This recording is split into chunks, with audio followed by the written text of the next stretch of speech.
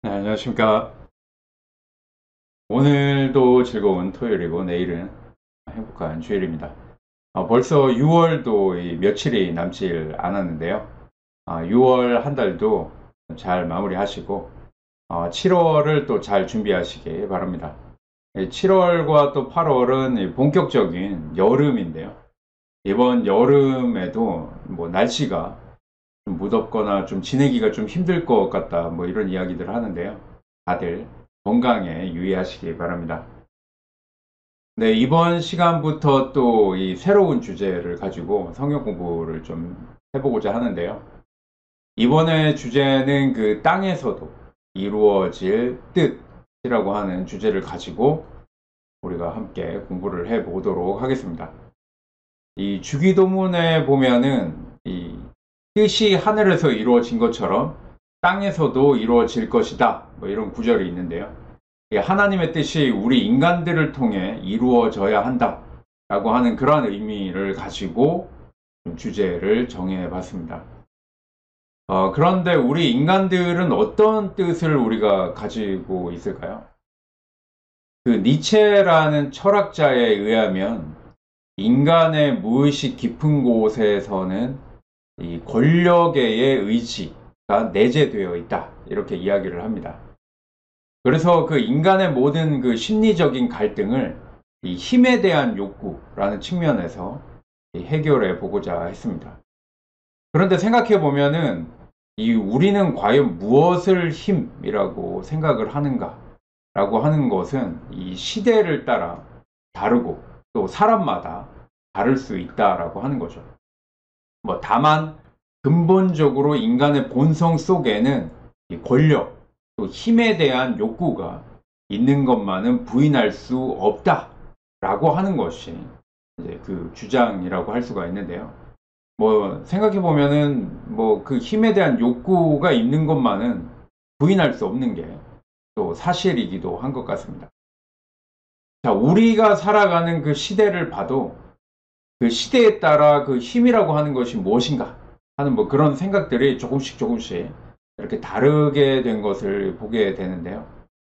뭐 어떤 시대에는 아는 것이 힘이다, 뭐 이렇게 생각을 했던 시대도 있었고요.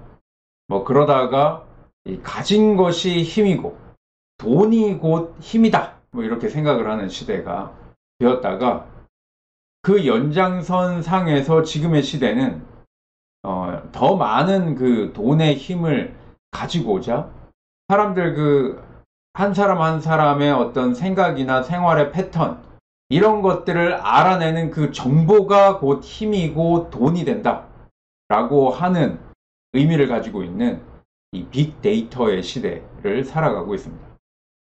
이 정보가 힘이라고 하는 것이 뭐 결국 돈이 되는 정보가 힘이라고 하는 그 돈에 대한 더 깊어진 어떤 욕심, 그리고 집착, 뭐 이런 것들을 말하는 것인데요.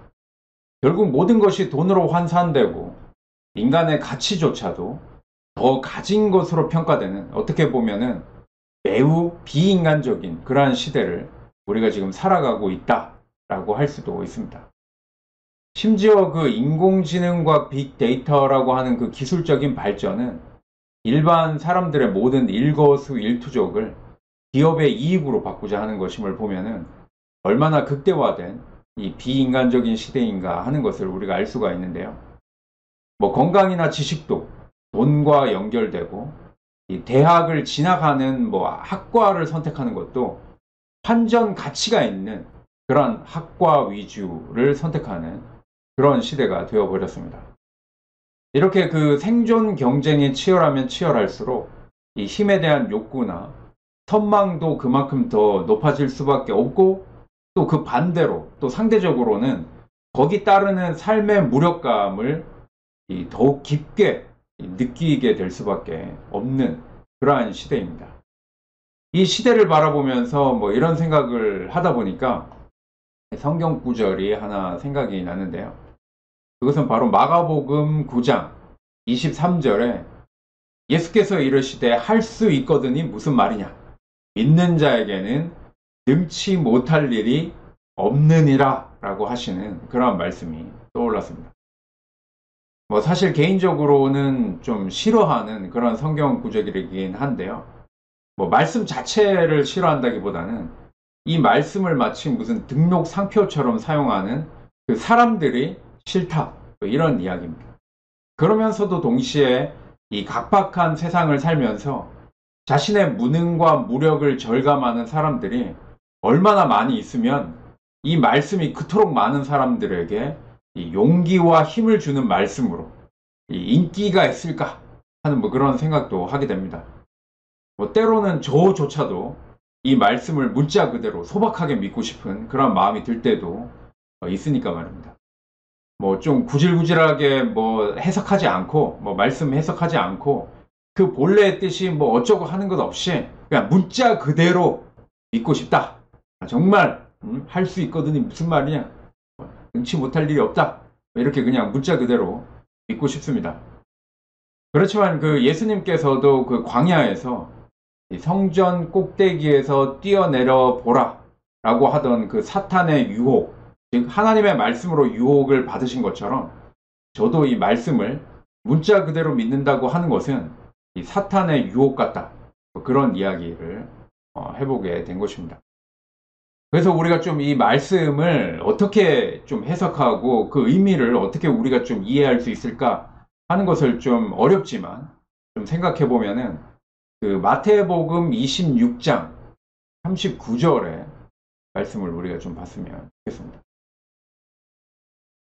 이 겟세마네 동산에서 예수님은 할 수 있으면 이때가 나에게서 지나가게 해 주시기를 기도했습니다. 자, 아까 앞에서 마가복음에서의 말씀에서는 할 수 있거든이 무슨 일이냐 라고 하신 그 예수님께서 이 겟세마네 동산 이 마지막 자리에서는 당신 자신도 할 수 있거든 지나가게 해달라 이렇게 기도를 하셨던 것입니다. 그런데 이 점에 대해 그냥 단순히 보아 넘길 수만은 없다라고 하는 것이죠. 우리는 흔히 할 수 있거든이 무슨 말이냐. 믿는 자에게는 능치 못할 일이 없다라고 할 때 이 믿는 자의 능력이 아니라 우리 자신의 능력을 생각하곤 합니다. 우리 자신의 어떤 그 능력이 못할 게 뭐 있냐. 할 수 있다. 뭐 하면 된다. 뭐 이렇게 생각을 한다라고 하는 것이죠. 영어로 하면은 yes, I can. 뭐 이렇게 내가 할 수 있다. 이런 의미로 생각을 하는 것입니다. 그런데 과연 우리의 능력은 능치 못할 일이 없을 정도로 전능합니까? 그렇지 못한 게 사실이죠. 인간은 그 능력에 있어서도 유한한 존재입니다. 그래서 하나님을 의지하고 하나님의 전능하심을 고백을 하는 것이죠.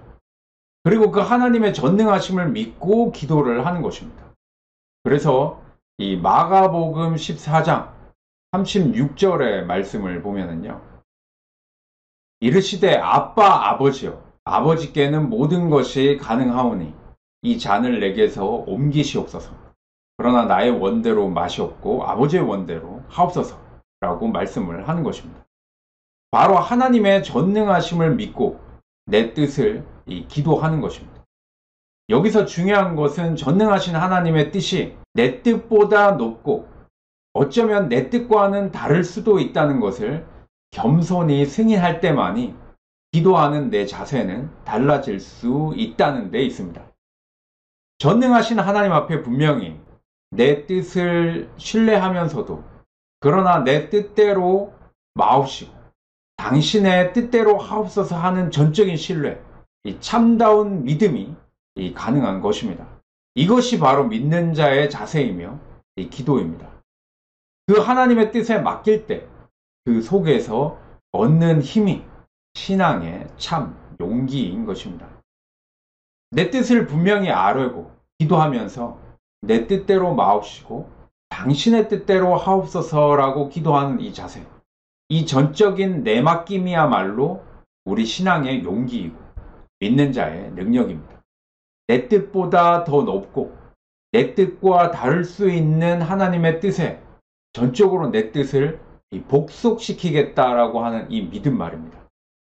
우리는 이 속에서 하나님의 능력은 그의 뜻과 무관하지 않음을 깨닫게 됩니다. 다시 말해, 신앙 안에서 능력이라고 하는 것은 뜻과 관계된 능력이라고 하는 것이죠. 아버지께서는 모든 일이 가능하십니다. 하면서도 아버지의 뜻대로 하옵소서 하는 이유가 바로 여기에 있습니다.